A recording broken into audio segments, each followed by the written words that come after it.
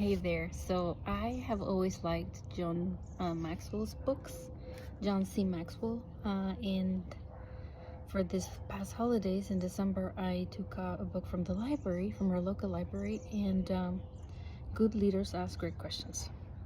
I haven't been reading it from like the beginning to the end. I've mostly just picked different random pages, if you will, and I just feel like it's really fitting for different aspects depending on what's happening for the day. And I just thought I'd do that today, just open a random page and see what the message is for us, and maybe just going a little bit into see what that does for us. Let's see. So we are, ooh, this is a good one. This is a very good one. It says an out of control ego. It's the kind of like the subheading title. Another major blind spot area for leaders is ego. English artist and critic John Ruskin said, "Pride is at the bottom of all great mistakes. I do not know about all, but it sure creates many problems. Egotistical leaders believe they know it all. They believe others are inferior to them, and often think the rules don't apply to them. Egotistical leaders are usually rigid and close-minded. They are out of touch with their clients and employees. They blame others when anything goes wrong, and they believe in a state of denial. They live in a state of denial. Their only positive quality is that they do not talk about others, because they never think about anyone but themselves.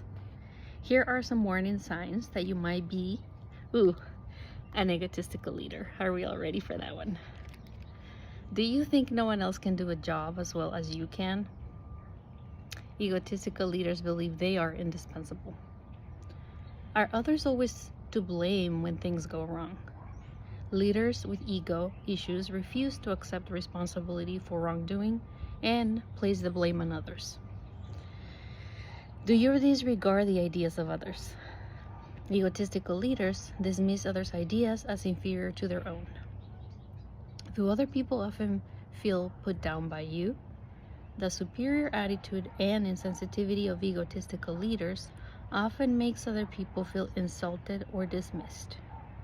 Egotistical leaders don't look for input or answers from anyone other than themselves.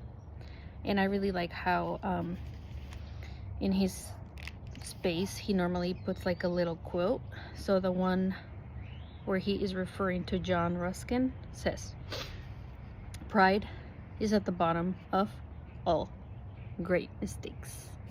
So this is on page 92 of Good Leaders Ask Great Questions. So an out of control ego, right? And he is referring about major blind spots for leaders. And so let's see, he talks about why leading oneself seems more difficult than others, and that's kind of his introduction to how he breaks it down, why it can be hard. So he lists a singular perspective, and this goes in regards to what must I do to lead myself successfully. So he says a singular perspective, insecurity, an out of control ego, weak character. Yeah, so those are the four he talks about. So essentially blind spots, right? Like, what are those blind spots of leaders, right? Like, how can you, for lack of a better word, spot them, right? And make sure that you do something about it, right? So he says, how to overcome your blind spots. Assume that you have blind spots. If you don't believe that you have blind spots, that is your blind spot. Number 2, ask those who know you best, right? Best to identify your blind spots. If they are honest, they will tell you what you are not seeing about yourself. Assume your blind spots cannot be removed by you alone. Everyone needs help seeing and dealing with blind spots. Don't think you can deal with yours on your own. Number 4, openly discuss your blind spots with your inner circle. Be open with the people who care about you and want to help you. Develop and empower a team to cover your blind spots. You may eventually be able to overcome many of your blind spots. Until then, make sure your team prevents them from derailing you or your team. So if you are in that brave mode today, I challenge you to share, right? Like maybe some of you in your early careers as leaders have an experience of a blind spot. What was it for you, and how did you even know that it existed, right? Like, what did you do about it? What was the lesson? What did you learn? Please share with us.